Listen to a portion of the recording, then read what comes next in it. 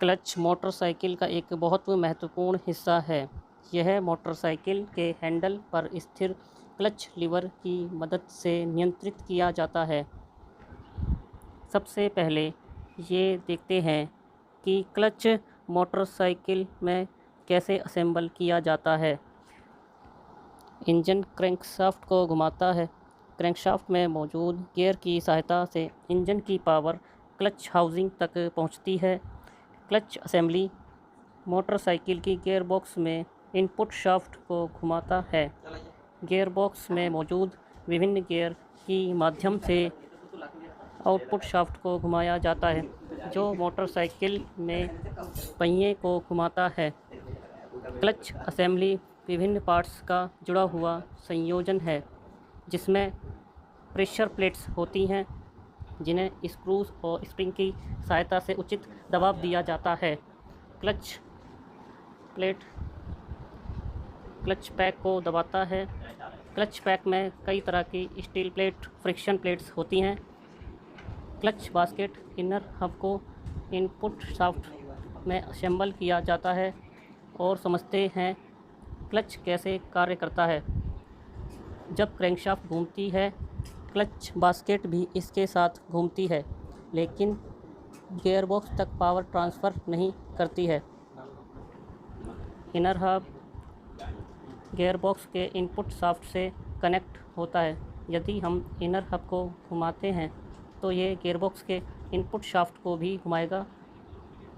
Clutch के concepts को समझने के लिए एक हम काल्पनिक कनेक्टर लेते हैं, जिसके बाहरी और आंतरिक हिस्से पर टीथ बने हुए हैं, जो इनर हब और क्लच बास्केट के साथ इंटरलॉक या मैश हो सकता है। अगर हम इनर हब और क्लच बास्केट के साथ इसे इंटरलॉक करते हैं तो हम इन दोनों को एक साथ घुमा सकते हैं। और अगर हम इस काल्पनिक कनेक्टर को अगर हटा देते हैं तो क्लच बास्केट और इनर हब फ्री या स्वतंत्र रूप से घूमने लगते हैं। लेकिन इस कनेक्टर का उपयोग करने में एक परेशानी है। जब कनेक्टर को अलग कर दिया जाता है तो इनर हब मोटरसाइकिल की इनर्शिया के कारण घूमने लगता है और क्लच बास्केट इंजन के कारण घूमने लगता है, जो इंजन की पावर की वजह से। इस कारण इनर हब और क्लच बास्केट अलग अलग गति से घूमते हैं। अब इन दोनों को इंटरलॉक करने के लिए हमारे काल्पनिक कनेक्टर को एक ही टाइम में दो अलग अलग गति से घूमना होगा, जो कि संभव नहीं है। उदाहरण के लिए, यदि काल्पनिक कनेक्टर को इनर हब की गति से मैश करते हैं तो क्लच बास्केट के साथ इंटरलॉक करना असंभव हो जाता है। इस वजह से कनेक्टर के स्थान पर क्लच पैक का प्रयोग किया जाता है। क्लच पैक में अलग अलग तरह के प्लेट्स होती हैं, जो कनेक्टर के रूप में कार्य करती हैं। समझने में आसानी के लिए हम इन प्लेट्स में से दो प्लेट्स लेते हैं। इनमें से एक प्लेट फ्रिक्शन प्लेट है और दूसरी स्टील प्लेट है। फ्रिक्शन प्लेट के बाहरी हिस्से पर आप देखेंगे टीथ होते हैं, जो क्लच बास्केट के साथ इंटरलॉक होते हैं और ये क्लच बास्केट की गति के साथ घूमता है। वहीं स्टील प्लेट की भीतरी हिस्से में टीथ होते हैं, जो इनर हब से इंटरलॉक होकर इनर हब की गति के साथ घूमता है।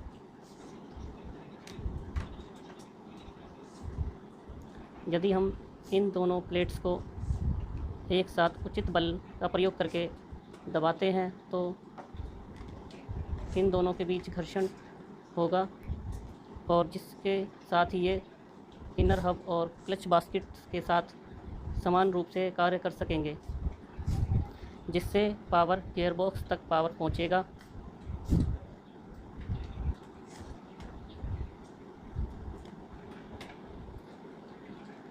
यदि हम प्रेशर को रिलीज़ करते हैं तो यह स्वतंत्र हो जाते हैं, जिससे पावर ट्रांसफ़र होना बंद हो जाता है। क्लच का इस्तेमाल करते समय इस बात का विशेष ध्यान देने की ज़रूरत होती है कि कम से कम क्लच प्रयोग किया जाए। अगर आप क्लच का बार बार इस्तेमाल करते हैं तो क्लच प्लेट प्रेशर प्लेट जल्दी घिसती हैं। क्लच असेंबली में मजबूती और घर्षण को बढ़ाने के लिए कई प्लेट्स का इस्तेमाल किया जाता है। मोटरसाइकिल चलाते समय इन प्लेट्स पर प्रेशर को कैसे बदला जा सकता है, इसके लिए हम प्रेशर प्लेट्स का प्रयोग करते हैं। इसमें डक्स होते हैं, इसमें स्प्रिंग्स, डक्स और बोल्ट होते हैं। प्रेशर प्लेट्स के द्वारा उचित प्रेशर दिया जाता है जिससे प्लेट्स के बीच उचित घर्षण पैदा होता है। हम क्लच पैक पर प्रेशर को बाहर की तरफ धकेलकर कम कर सकते हैं। क्लच पैक में फ्रिक्शन प्लेट और स्टील प्लेट्स और क्लच असेंबली होती है। हम प्रेशर प्लेट को बाहर की ओर धकेलकर क्लच पैक पर प्रेशर को कम कर सकते हैं। यह प्रेशर को कंट्रोल करने के लिए हम क्लच लीवर का प्रयोग करते हैं। क्लच लीवर को दबाने और छोड़ने पर क्लच वायर यह एक्चुएटर आर्म को घुमाता है और यह एक्चुएटर आर्म पुश रॉड को घुमाता है। ये पुश रॉड इनपुट शाफ्ट के डक्ट के अंदर से जाता है और प्रेशर प्लेट को धक्का देता है जिससे क्लच पैक पर प्रेशर कम हो जाता है।